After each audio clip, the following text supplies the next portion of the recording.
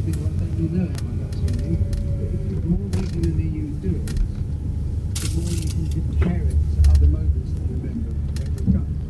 Let's have a quick look at food as recovery, food as medicine. Kimberly, are there foods that can help improve mental being, like omega-3? I suppose I'll put it out into overall diet and individual nutrients or nutraceuticals. Overall diet, the largest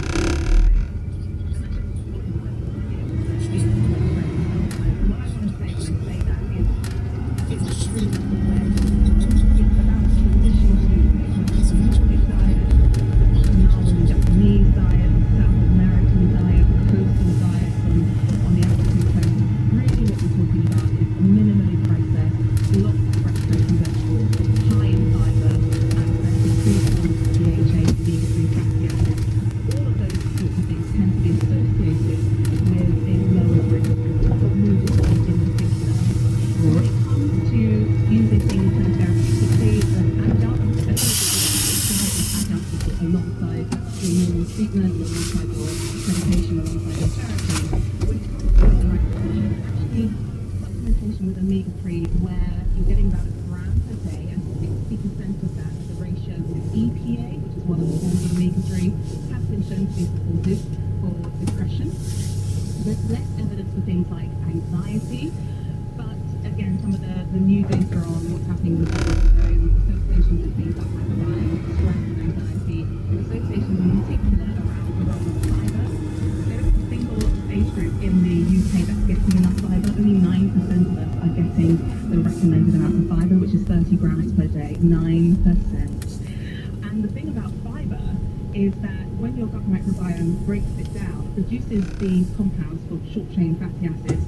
They travel in your bloodstream up to your brain, and it's called the blood-brain barrier, which is down to your brain. It stops toxic compounds and bits of food getting into your brain.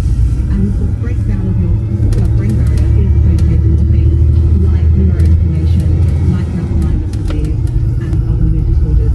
So we're seeing these associations. I bet they need more info, but we can see the mechanisms why it might be important and why things like having a minimally processed diet are associated with better brain health and mental health outcomes. Ali, you did a project with some patients where you showed them how to create meals that were better for their brain health on a psychiatry ward. How did that work and was it successful? I'm still surprised it did work, but I'm very pleased with it. So I spent some time on a male psychiatric intensive care unit. So that's like the A&E when it comes to psychiatry. So people there are very unwell, a lot of acute episodes of psychosis, and it was a weird environment, and there's been a lot of violence as well. And luckily for me, there was a brilliant mental health nurse called Matt Wall who'd already introduced an exercise called the Improvement Project, where he got some of the male patients to go and do strength training with him and prove that it reduced violent episodes on the ward. So the foundations were really put in there to introduce the cooking project. So I came in and I ran a 5-week nutritional psychiatry influence cooking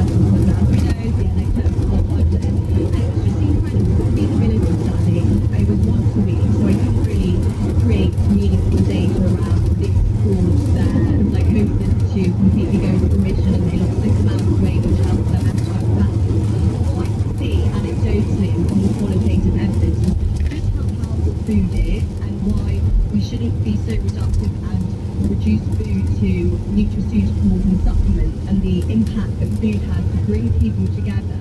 And the consultant said to me, Ali, you've made my job a lot easier because all these patients really dislike me. I've sectioned them, and being able to just share a meal just shows how normalising it can be and to learn about each other's cultures as well. Gosh. Heston, when you were diagnosed either with ADHD or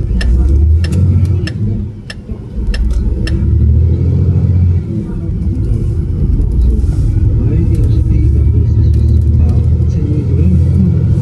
My bipolar less than a year, but they didn't talk about food at all. none of them? No. You're a chef. You didn't even bring up this. I knew I was a chef. But what do you make of what you just heard Ali say? Oh, I completely agree. For me, it's, we talked about fibre, which reduces inflammation. Also, inflammation can be created by your mood, your anxious, you can have an inflamed gut, which will affect the brain. And so what Ali's saying is it's the communality of the doctor sitting down with the doctor doing the cooking as well as the food itself. It's like with the Mediterranean diet thing. I think a lot of the Mediterranean diet, it's not just that, the ingredients, it's the fact that it's a more social diet. It's not grab and go. And you need to connect, human beings need to connect with something. Yeah. Let's move on to talking about children and their mental health now and in the future. Natalie is the head teacher of a primary school, as we said. Just tell us how you made food this central part of the curriculum. It started off really small because the current school I'm in started off with 47 children in a brand new town and development. So a little bit tricky when there's only one of you. I always call it one person dancing, trying to get this moving, and then everyone starts to join you. And we're now at nearly 400 children, so it's very different. But the first thing we did was look at what we'd been given, and some schools, they don't get much land, but we did get a gorgeous area to start planting. So we involved the community, we actually got the toddlers involved, and we did go through a period of COVID, so it was tricky, but actually outdoors was the best place to be. So we looked at as many ways as we could to get, they're looking at what DT does to design and technology, what's in the curriculum there, and how can we make our outdoor area work for that curriculum. Then let's have another look at science. What does science do? Started to get in touch with a lovely man, we call him the bee farmer, and he told us all about what we could do for years 5 and 6. And years 5 and 6 do this wonderful pollination project now, and we've got our own bees. The children love the fact that they can not only get involved in what we plant to decide on then what the honey is going to taste like, and all these sort of decisions and discussions are done with the community and with the children, because the children are part of this. When they're actually having their jar of honey and they can't wait to show off the labelling that they've done, because it's very merchandise and it's all about the other stuff at this point, they are so proud of it because they've been on the journey. But on that, we actually started to have chicks, and I was like, we've got a local farm that wants the chicks, and the staff was saying, no, we want to build that into our curriculum. So we kept them, and now they're chickens, and they lay us 3 eggs a day. They are free range, they use the whole garden, but we use the eggs, we use the honey, and we use that in our cooking and in our design and technology curriculum. And the children speak in depth about how pollination works because they're part of it. Kimberly, that sounds absolutely lovely. I mean, does science say anything about why you would want to do what Natalie's doing in her school? So I think there are a few things. One is in helping children to develop a broad interest in food and to be able to eat a range of foods. And that requires being really introduced very early to a wide range of foods, because children become kind of phobic of novelty at some points. And so if you not introduce a new set of flavours, usually by around the age of 5, then it becomes much more difficult to introduce new flavours later on. And then you might end up then with an adult who finds it very difficult to broaden their diet. You can do it, but it takes a long time and a lot of effort and a lot of repetition. Natalie, I mean, have you had difficulty getting children to eat new foods? the conversations we normally have with parents is they won't eat the school dinner. We guarantee that they will eat the school dinner. We do something with the Soil Association, which is something that we work with in Leicestershire, that actually we do taste tests. So the children aren't put any pressure about eating, and it's very much what Heston was saying really. They can smell it, they can taste it in their mouths if they want, they can watch their partner taste it and tell them what it tastes like. And the fact that children are playing with food, and we could just put food in their tub trays where the children in early years are playing. So it's really just making it part of what they do and see, rather than them starting to develop a phobia. If children have, and some children do, it could just be the smell of something, or it could be the taste that they didn't like. We'll find different ways to using that. We did a bean project which helped the children really design the menu and find different ways to put the beans in there. And I think storybooks do help as well to guide the children into that story. There's one about the pea that tries to beat the head teacher. So they do want to eat all their peas because we don't want anything going wrong.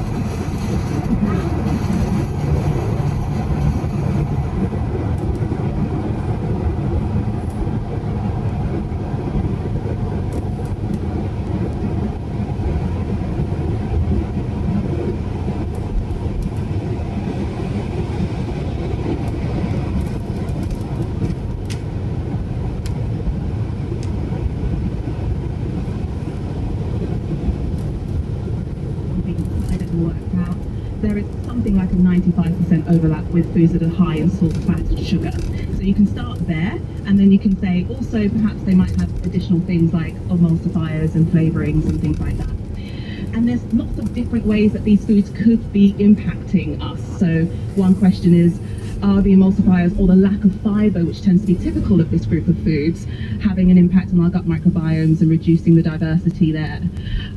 From me in particular, and what I put in the book, is that if we've established that your brain is extremely hungry and needs a constant supply of nutrients, what happens when most of your diet is a group of foods which is by definition lower in these nutrients? So the higher your intake of ultra-processed foods, the lower your nutritional status of A, C, the B vitamins, minerals, your omega-3s. So essentially you'll have a full belly, but a hungry brain.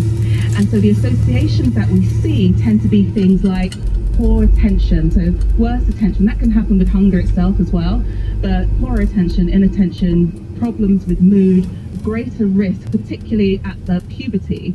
And puberty is an interesting time neurologically because there's a huge amount of pruning, changing shape of the brain, but also it's the point at which teenagers, adolescents start to get more autonomy over what they eat. They might have pocket money, they're buying food on the way to school, on the way back from school, and that tends to be less healthy. So you've got a hungry brain that's actively changing, that's now getting less nutritious foods. And this is when we see this crossover point where there's a great vulnerability to things like anxiety, depression, and panic disorders.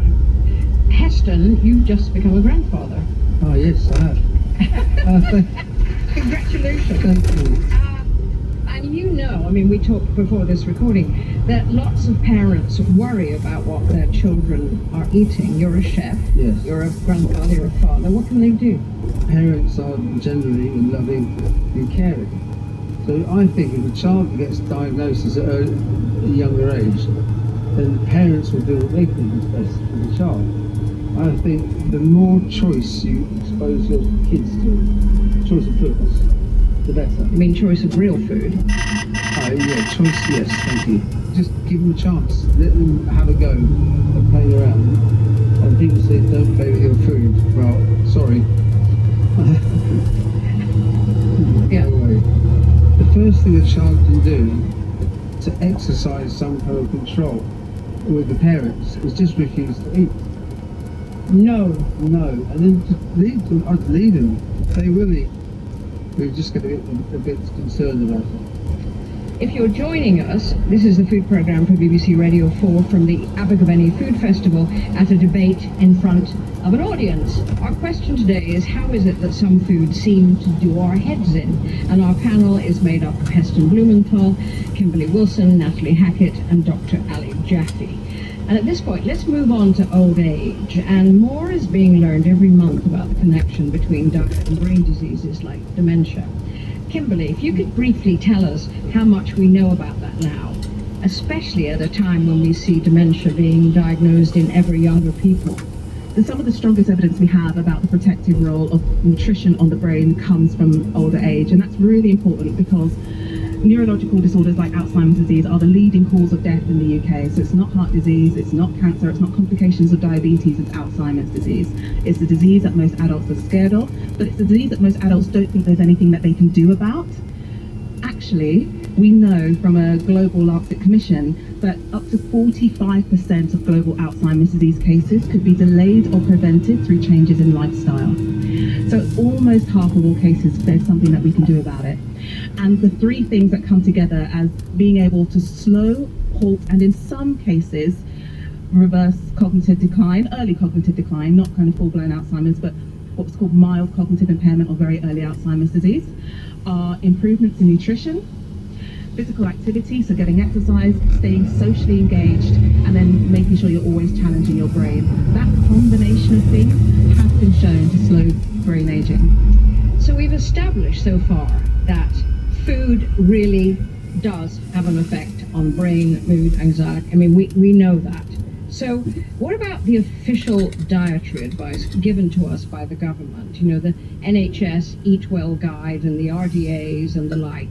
I'll begin with you, Ali. How much are medics aware of this, of all the things we're talking about? And what's the interaction with this official advice? So medics are unfortunately blissfully unaware most of the time around the connection between food and health, and even more unaware around the connection between food and mood. So that was why I set off on the mission with my co-founder, Dr. Im Broadley, 8 years ago when we were Bristol medical students to get more nutrition education into the curricula. And luckily we're seeing that's coming a long way and the next generation of medics will have that. But you have to ask, what about the medics who are practicing today? And for instance, the doctors that were treating Heston, how do we educate them? So one of my key missions, and who knows how long this will take me to get done, but as you know, I'm a very determined person, and within psychiatry, I would really love to see trainee psychiatrists like myself taught to take a diet history on admission, depending on whether the patient is in crisis or not. To really establish, like what Kimberly said, we need 30 grams of fibre a day to meet the requirements, to just understand what is the snapshot of that patient's diet and how can we on the ward actually create a therapeutic environment where the staff are informed to help empower the patients around diet. And if the staff aren't trained and if the teachers aren't trained, for instance, in a school, that's never going to trickle down to the end user, the patient and the consumer. So I'd really love to see an upheaval in all the specialty training to have more diet and lifestyle on the map. Kimberly, I mean, how much of that advice, you know, in the NHS Eat Well Guide and, the, you know, advice on RDAs has to do with brain health? I wish radio listeners could see Kimberly's expression, which is, are you kidding me? You know. None at all, and it's really extraordinary way. One of the recommendations I put at the end of our process for how we can improve population brain health is to start with improving the recommendations for nutrition during pregnancy, because that's when brains are made. And I was delighted that NICE right now doing an update of those recommendations.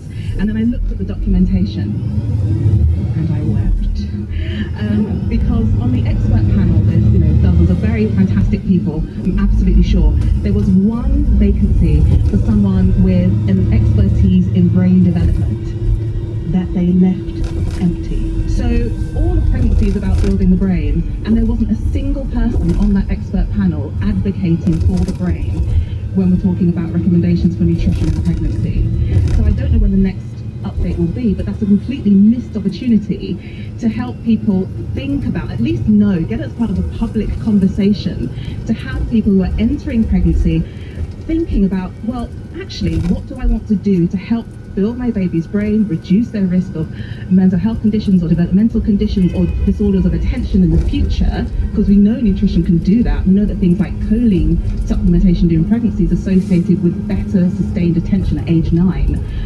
That's in the research evidence, that's the recommendation that researchers have been making for years.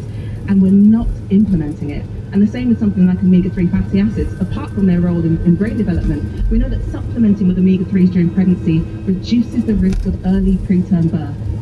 And that was a Cochrane recommendation about 4 years ago, and that's not included in the new update at all either. There's this wealth of information that pregnant women will not be getting because they've not put it in the NICE guidelines. We contacted NICE, the National Institute for Health and Care Excellence, and on Kimberly Wilson's first point about the unfilled vacancy for a brain development expert, they say they advertised the role multiple times unsuccessfully. On her second point, that NICE should have added choline and omega-3 DHA to the list of recommended supplements for pregnancy, NICE said that these nutrients were not included in the scope, and there wasn't a strong signal from their stakeholders that these nutrients should be included. They say the focus of this work was not so much on the content of optimal nutrition, which there is already government advice about, but rather on what professionals should do to improve uptake of existing advice on nutrition. How easy is it, Heston, for example, when you've been going through these really difficult times, how easy is it even to think about what you're eating when you're faced with all Ali's described on the psychiatric ward? Yeah, the trouble is, I'm not a typical... No, you're not. But even for you as a chef who knows as much as you do, Yes. did you care what you ate when you were hospitalised after your... No, well, when I was hospitalised, I didn't have a choice. But did you eat what you were given? Yeah, I ate. I did. I can't tell. As I'm looking back at my bipolar, my ADHD, for example. And by the way, it manifests. I don't know if anyone can connect to this, but has anyone found their telephone in the fridge? Here we go. There's maybe a higher percentage than we think. I had a dustpan of brush in there once as well. Who can relate? So, first I thought maybe it was sleep deprivation that caused me. I was brulee in lemon tart. So, sprinkled the sugar over the tart, got the blowtorch, and I walked to the tap. I turned the hot water on. And I remember thinking, you can't possibly light the blowtorch with cold water, so I was trying to light the blowtorch with water. So all of this stuff, and it goes on. I'll give you just a couple more. It happens now. The day before yesterday, I was cleaning my teeth. I saw some cotton buds. I thought, I'll multitask. So there's anyway, I was scrubbing my gums with the cotton buds.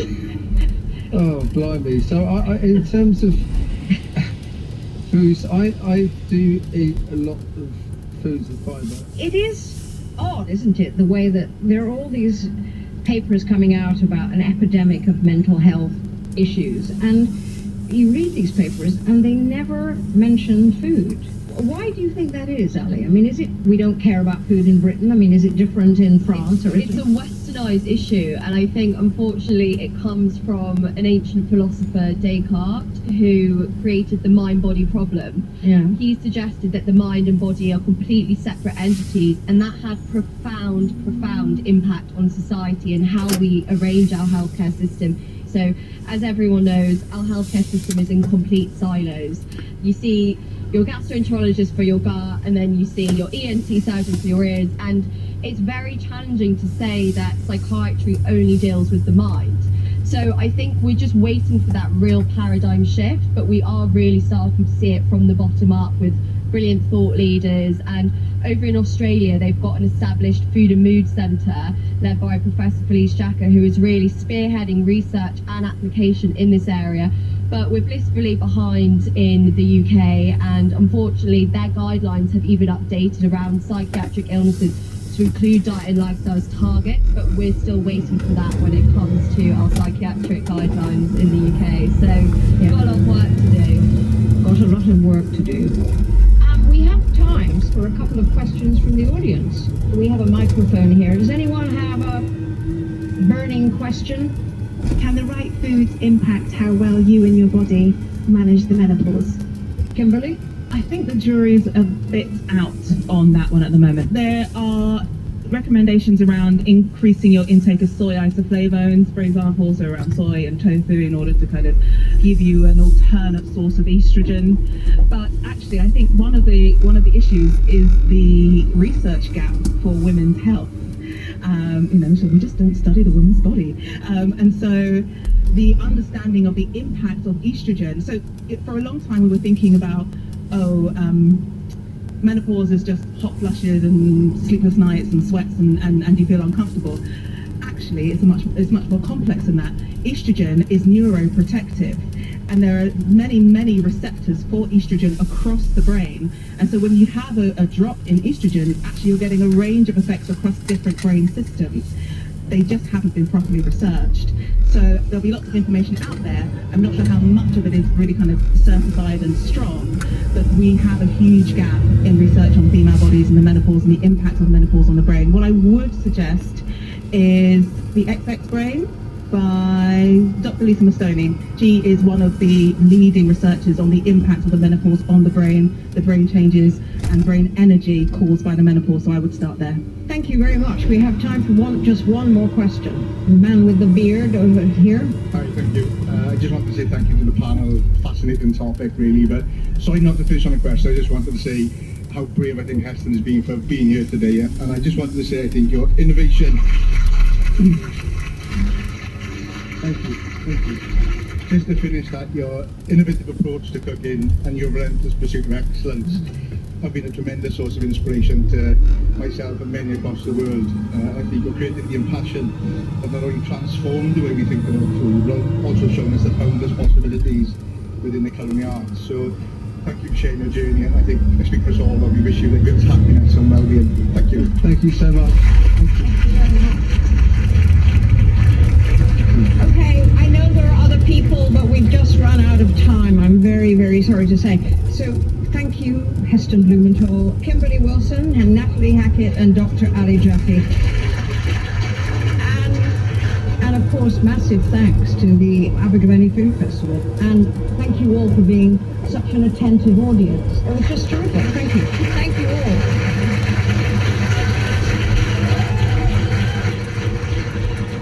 The food programme was presented by Sheila Dillon and produced by Natalie Donovan. It was a BBC Audio Bristol production. And there's more foodie discussion tomorrow on Radio 4 when Jay Rayner and his team are in Harpenden to share their wisdom with the audience of home cooks. The kitchen cabinet is open for business tomorrow morning at 10:30. On BBC iPlayer. Where's James? My brother spent day in and day out at some grisly murder scene or other. Until 3 nights ago, when he didn't come home at all. When his twin goes missing. James didn't just vanish. He left breadcrumbs, coded messages. Can a puzzle setter solve the biggest conundrum of his life? I'm impersonating a police officer. Yes, but he's your brother. That's really not the legal loophole you think it is. Starring David Mitchell and Anna Maxwell Martin. Ludwig. Bit awkward, really. I think I might just have solved a murder. Watch on BBC iPlayer. This is Radio 4. Time now for the conclusion of our Book of the Week by the acclaimed historian Ben McIntyre. It's 1980 and the SAS has been deployed to end the hostage crisis at the Iranian embassy.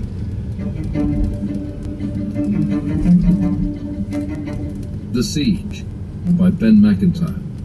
Read by Jamie Parker. Episode 10. At the Iranian embassy, events are unfolding fast. It's 1924, and the SAS has commenced its assault to end the 6-day siege. But 1 minute in, and Operation Nimrod seems to be taking a disastrous turn. Get me to hospital, Gulped Ahmad Dadgah as Ron Morris tried to staunch his wounds with a cushion. Jassim ceased firing. He seemed stunned by what he had done.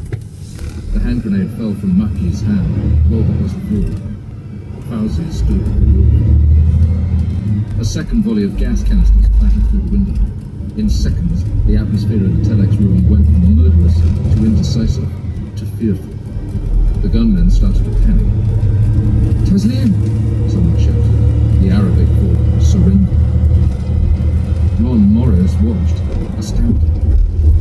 They just put down their guns. 4 SAS troopers moved along what remained of the front first-floor balcony. Parry and McAleese flung 2 stun grenades through the window opening, jumped aside to avoid the explosion that followed, and dived into the office.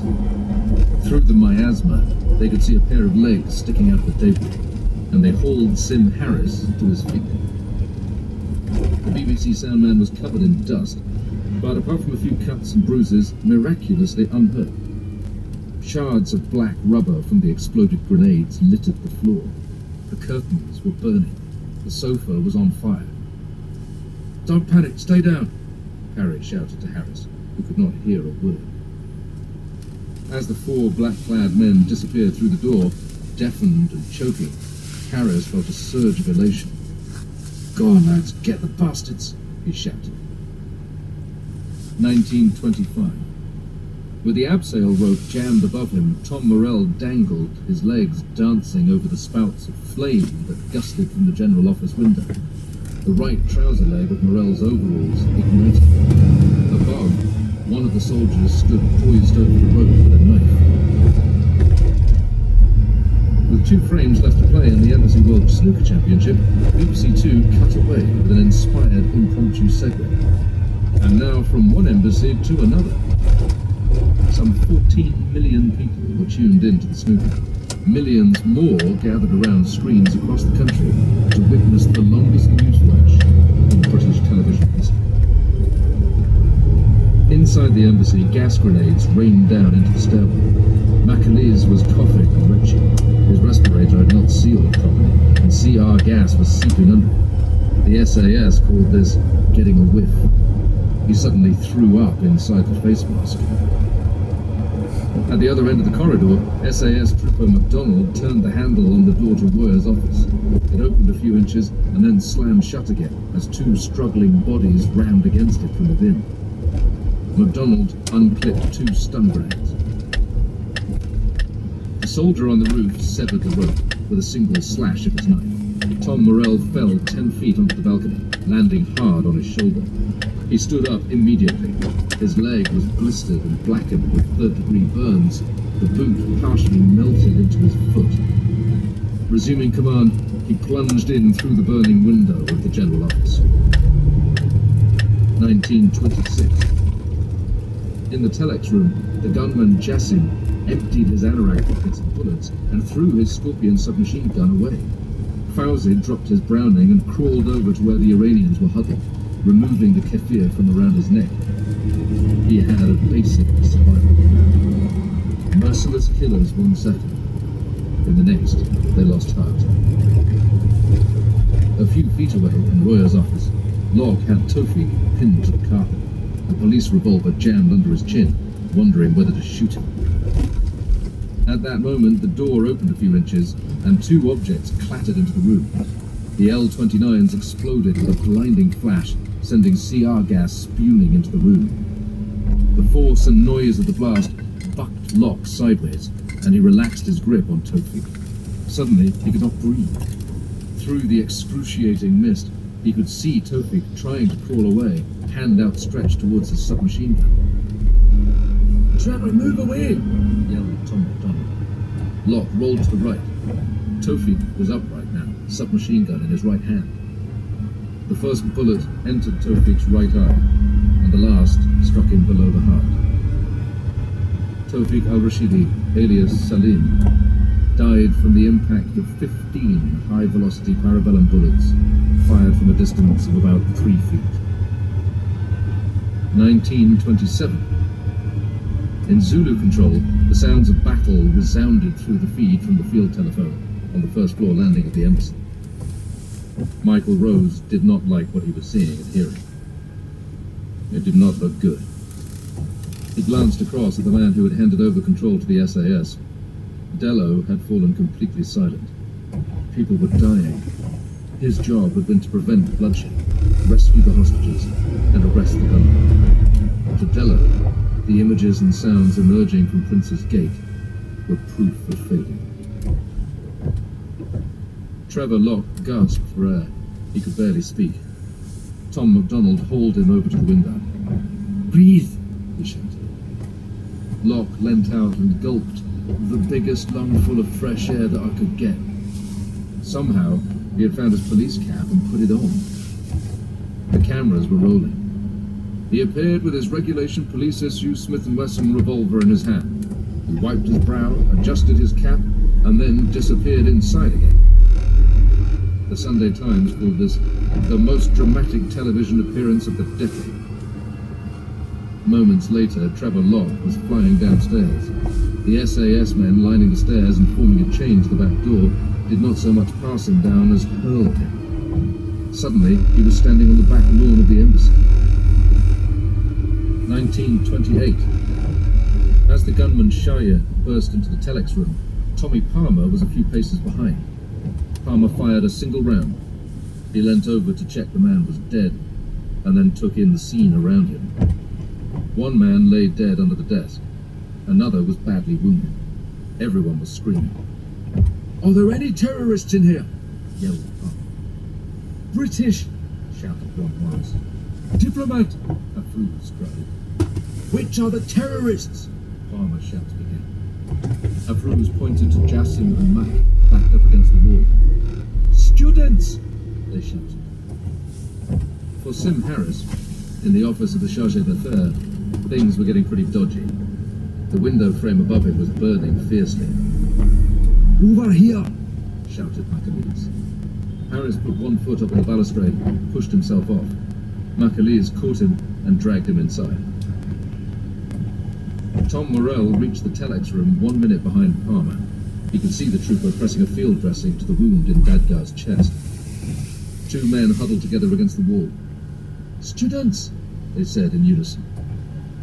Morrell did not believe them. Trooper Paul Sanford tackled Mackie and wrestled him to the ground, and seizing the tall one by the collar of his green combat jacket, Morrell threw him out of the door. "Terrorist!" Morrell shouted. In the noise and confusion, no one heard him. 1929. The men clearing the upper rooms reached the second floor and formed a line down the stairs and along the landings to pass the hostages out. Organized confusion reigned. Hostages streamed onto the landing and into the arms of the soldiers, who began tossing them downstairs like rugby balls. Sim Harris was among the first into the daylight. "We were thrown onto the ground and tied up." Harris found Nushin Hasheminian hog-tied beside him, cheek to the grass. "That was fantastic," she said through tears. "It was marvelous." A man with a clipboard appeared, wearing scruffy jeans. "Are there any terrorists among this group?" he asked. At that moment, Fauzi Nejad emerged onto the wall. "No," said Roy. 1931. Fire gripped the building. Time was running out. Among the last group of hostages making their way down the stairs was a tall man wearing cowboy boots. Jassim had put up the collar of his green combat jacket to cover the lower part of his face. Several soldiers simultaneously spotted the gun. "That man is a terrorist!" McDonald claimed. A voice from the upper floor shouted, "He's got a grenade!" 4 men opened fire simultaneously. The grenade was lying on the 4th stair. The pin was still in it. Jassim died a few feet from the spot where he had murdered Abbas Labusani. 1932. Ahmad Daggar was carried out by 2 troopers and rushed to a waiting ambulance. Every floor had been cleared and the last hostage removed. Word ran back up the line of troopers on the stairs. "Everybody out! The building is burning!" Moving from one prone hostage to the next, the clipboard organizer came to a young, dark-haired man lying among the 4 women. "What is your name?" he asked. In the voice. "Student," the man croaked, eyes screaming. Harris turned his head and spotted Fauzi. "He's one of them! Don't hurt him!" screamed one of the women. According to witnesses, the women Roya and Nushin shuffled over on their knees to surround Fauzi, forming a human shield. "He's a terrorist!" Harris shouted, and watched as the 2 SAS men seized Fauzi and bodily lifted him off the ground. Never more than a dupe in a grim plot he did not understand, Fauzi Nejad had never mistreated the hostages. He tried to back out, but it was already too late. He was naive, and he was astonishingly lucky. For his part in the siege, the only gunman to survive, he'd spent 27 years in prison. Peter de Villiers entered the Cobra meeting. Home Secretary, I'm very pleased to be able to tell you that the assault has been successful. One more hostage has been killed and others may be hurt, but 5 of the terrorists are dead and the 6th has been captured. The room erupted. Tension snapped. Papers flew in the air. Everyone leapt up, shouting and laughing. Whitelaw put a call through to Thatcher, who breathed a sigh of relief. Operation Nimrod had lasted just 11 minutes. Margaret Thatcher attended many functions and receptions in her capacity as Prime Minister, but she had never been to anything quite like the party that erupted at Regent's Park Barracks that evening. She arrived at 2037, accompanied by Willie Whitelaw and her husband Dennis, to find the SAS in full victory celebration, still wearing combat gear, faces streaked black, reeking of gas and smoke, shouting, laughing, singing. Thatcher moved among them, oddly at ease among adrenalized men of war. Michael Rose conceded that the low casualty rate was miraculous. Just before 2100, someone turned on a large television, and the men settled down to watch themselves for the first time. The news opened with a figure in black clambering across a balcony to plant explosives. At that moment, someone with bouffant hair obscured the screen. "Right, sit down at the front," shouted John McAleese. The person with big hair obediently ducked out of the way.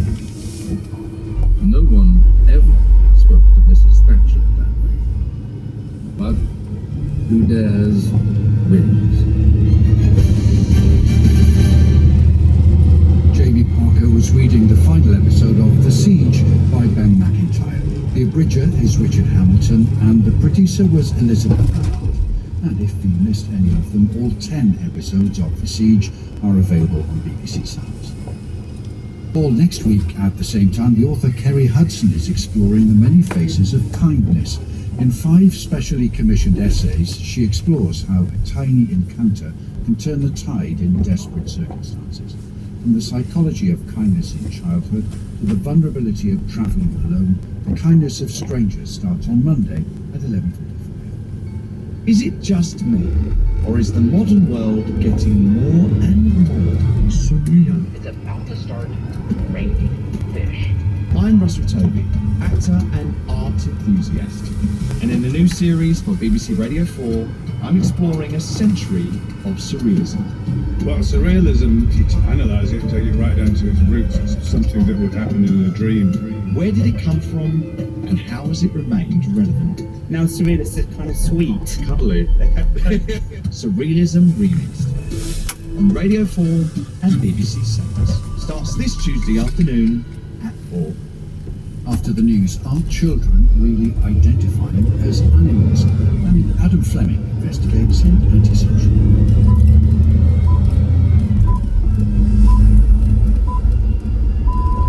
BBC News at midday.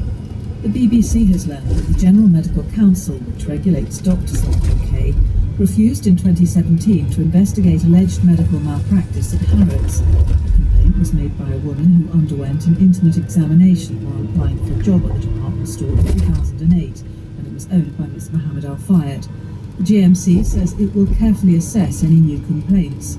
Mohammed Al Fayed, who died last year, has been accused of rape and sexual assault. Our correspondent Tom Simons reports.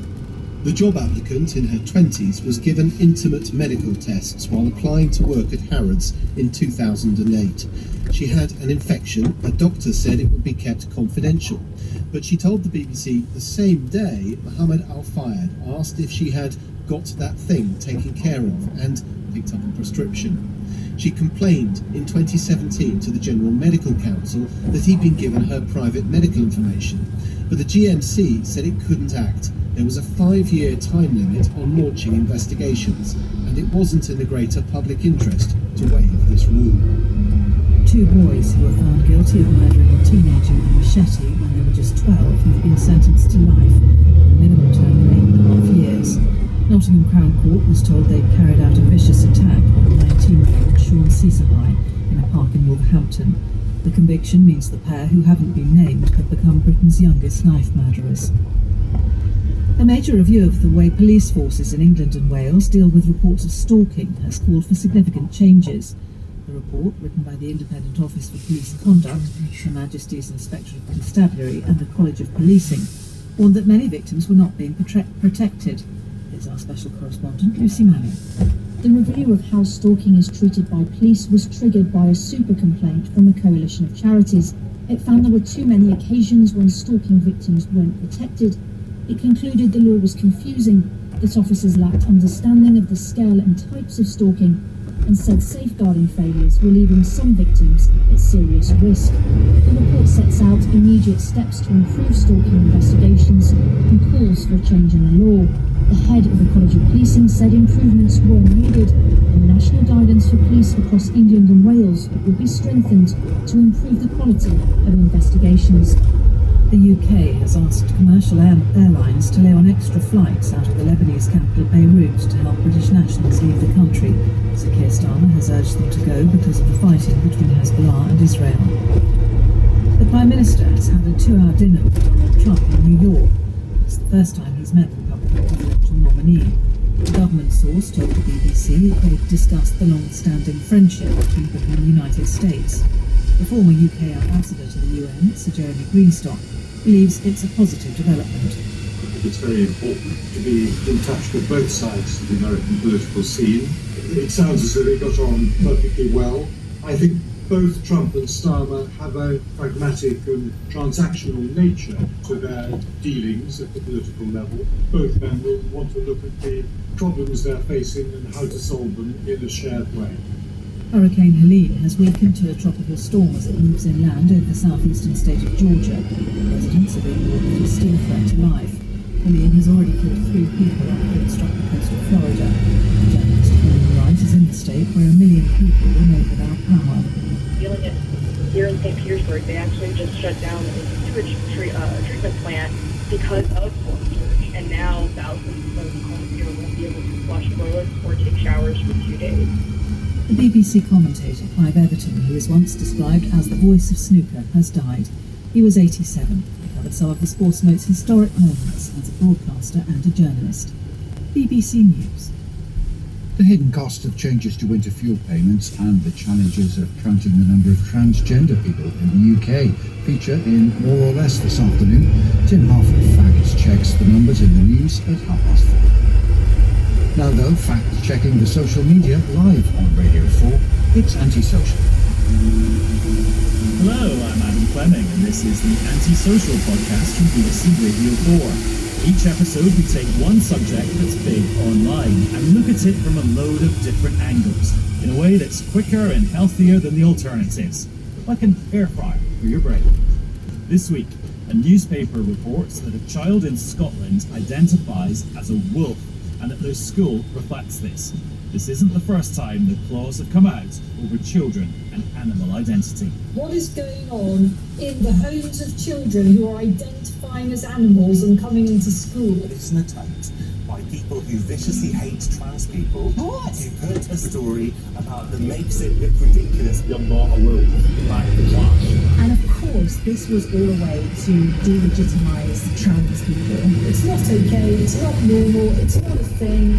What happened at the school at the centre of this will tell you what we do and don't know. The adults who identify with animals are known as furries. We'll find out who they are. And this happened before in the southeast of England last year. Or did it? And if you want to get involved in the discussion online, you can use the hashtag BBC Antisocial.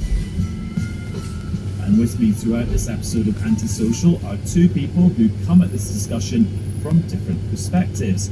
Artumi Sakellariadis is the director of the Centre for Studies on Inclusive Education. Hello, Artumi. Good morning. What does your centre do? Well, the Centre for Studies on Inclusive Education, CSI for short, it's a national charity. It was established in 1982, and it works towards promoting equality and eliminating discrimination in education. So we believe there's a huge cultural shift that's needed, and we work with schools, with educators to bring about the change that is needed step by step. And how do you actually work with them? Are you going into schools and doing stuff? We do that too. We workshops for children, for pupils, and we talk to them about the different aspects of our identity and what makes us who we are. Remarkable responses from them, saying that they will treat each other better now that they understand what it's encouraging. We've also made accessibility of those workshops, and again, people understand more about accessibility we also work with educators who support schools to undertake school equality, to understand and make sure everyone is close and they can understand where the whole school community is, parents and carers. Also joining us is Lucy Marsh, who's Communications and PR Officer for the Family Education Trust. Hello, Lucy. Hi there, thanks for having me on. Thanks for coming on. Explain what your trust is all about. We are a national charity. We are a research charity. We have been established for more than 50 years. We look at the causes and consequences of family breakdown. We look at societal trends and how changes in sexual behaviour affect the outcomes of children and affect how families operate together. And so we present evidence and research reports. We've had the most recent one was published last weekend on the teaching of masculinity and so-called toxic masculinity in schools. And so we bring forward these reports hopefully for policymakers to look at our evidence and to make good decisions based on the evidence that we put forward. And you're a parent as well? I am, yes. I have 3 teenagers. And are to be your family situation is? I'm a parent as well. I've got 3 young adults. I have a very interesting conversation about this Okay. Well, let's have the conversation now on this episode of Antisocial, and we're going to start off by talking a bit more about the latest bit of reporting about a child in Scotland who is said to identify as a wolf. Producer Beth Ashmead Latham has been looking into this for us. Hello, Beth. Hello. What have you found? This was first reported on the 18th of September when the Daily Mail published an article with the headline "Howling Mad, Fury as School Allows People Suffering from Species Dysphoria to Identify as a Wolf." The article said the child in question was a secondary school pupil and that the information came from official documents. The Mail said it knew the name of the council involved but was not revealing it to protect the identity of the child concerned. And what have we been able to find out? So we managed to find out which council this was, and we have been in touch with them. They told us that the information they gave to the Mail was actually in response to a Freedom of Information request. Oh, so this official document is actually the council responding to the questions that were sent to them by the Mail? Yes, and actually the phrase species dysphoria is mentioned in every question, but only mentioned once by the council. The Mail asked what guidance have teachers or staff been given in terms of dealing with pupils with the alleged species dysphoria, and the council's response includes the phrase, "There is very little specific guidance on species dysphoria." Oh, so that phrase about species dysphoria comes mainly from the questions the Mail asked, rather than it sounding like a council official policy point. But this response to the FOI request from the Mail does say that there's a secondary school pupil in that area who identifies as a wolf. Yes, the council says the pupil is a fury and is a furry, and that they are known that way only formally by his teacher. Okay, so we've got some confirmation that there is some recognition of a child identifying as a wolf or as a furry, but the council uses the word informally. We don't really have any details on what that actually means in practice in the school. Yes. Beth, thank you very much, and stay with us to update us on this episode. Okay, Artemi, what do you think when you hear a little bit more detail, or as much detail as you can have, about this report of a child identifying as a wolf? I'm I'm rather appalled, I must say. Appalled about what? First, about a number of things. Let me just list them. Appalled about the terminology used. You know, we can talk about children identifying as animals or children pretending to be animals, but to call them fairies, you know, a term that we know and associate with particular adult behavior, I think is entirely inappropriate. You know, there are other adult choices that have absolutely nothing to do, likely have absolutely nothing to do with what children do. So we're going to discuss the furry phenomenon in a bit more detail later on. So let's park that thought and then move on to the next thing on your list. Okay, species dysphoria is also a term that appalls me. I don't know where it came from. I have never heard of it before. And, you know, we can make up terms that sound scientific, but they're really, you know, they don't tell us anything. And any descriptive term like that, you know, maybe it's not a gross case, but it's a gender dysphoria. And that's also a contentious term, but the word contentious. The other thing, and because of this analogy, the one thing that really sends up to the red flags for me is this issue of children identifying as animals or pretending to be animals has been very closely linked with the transgender rights agenda, and in my mind there is absolutely no connection whatsoever. How one identifies themselves with what species they identify themselves has absolutely nothing to do with their gender. Okay, we'll pick up on lots of those things, but Lucy, give me your take on the story. Well, I would just counteract actually that point, is that having looked into this, actually people who identify as a fairy or as an animal are actually 7 times more likely to also identify as transgender, and they're 5 times more likely to identify as LGBTQ+. So that's the evidence that we have there. So there is definitely a connection. I mean, it's just a reflection, isn't it, of the ongoing problem we have in education, with adults allowing children to identify as something other than what they're not. And I have heard anecdotally and both from teachers and from therapists actually I spoke to yesterday that this is reasonably widespread.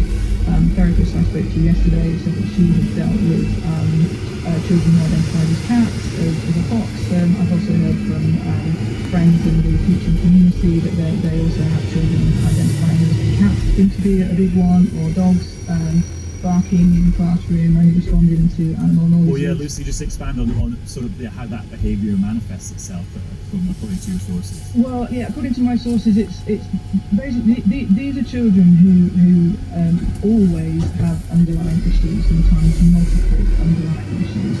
Very often they're autistic, not always, and they have developmental trauma. But the behaviour, from what I've been told, is that they wear animal ears and sometimes tails to school. Some of them will be a selective mute and only respond in animal noises like barks or meows.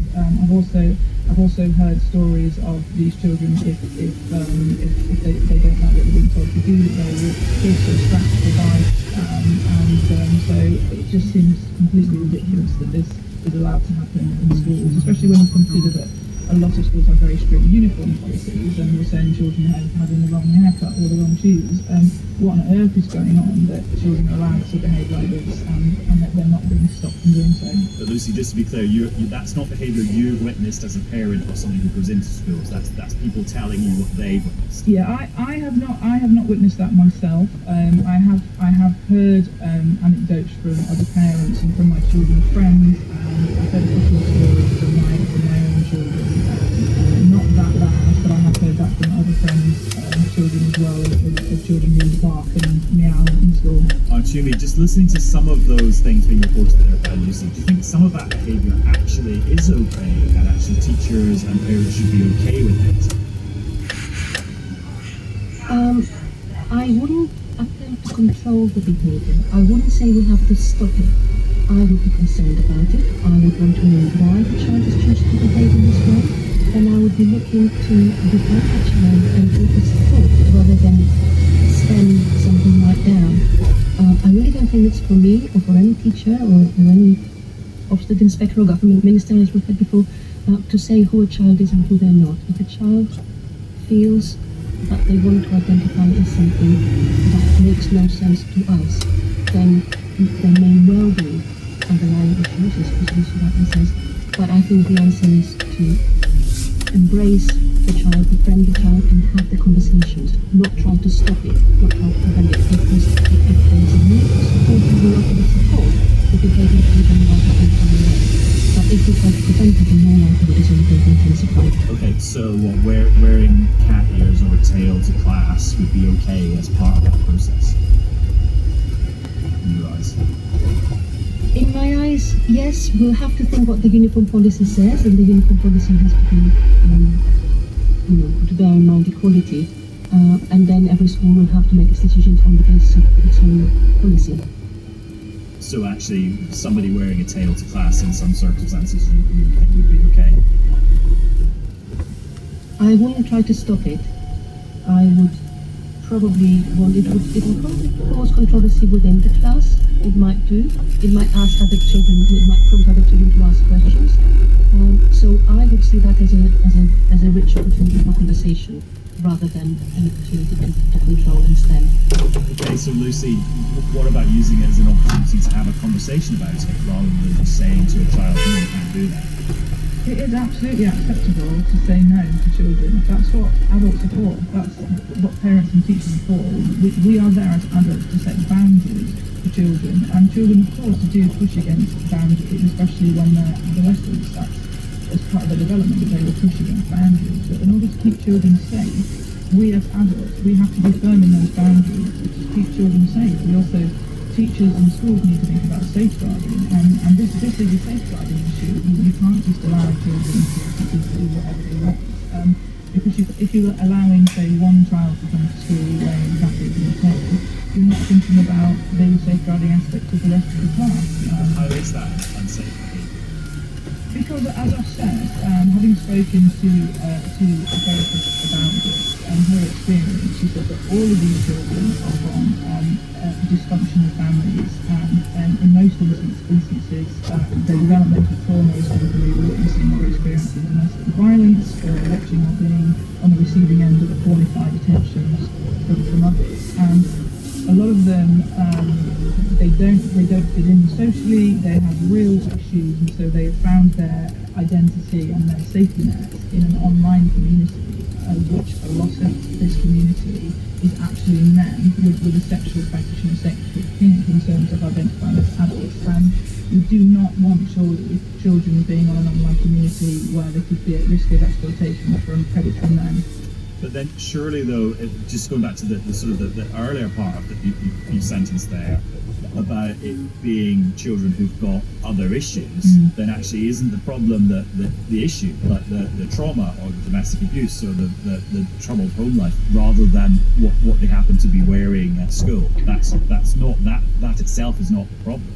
Well, the problem is that adults are not recognising the fact that anyone who's turned against their own body or seriously believes that they're something other than what they are, that they're completely deluded, and it isn't kind or inclusive to affirm children as being something other than what they're not. And so actually what adults should be doing is having a professional curiosity to look at these underlying issues, and where necessary to get support for that child and for that family. What they shouldn't be doing is affirming their identity and then putting other children at risk of the fact that they're saying that this is normal.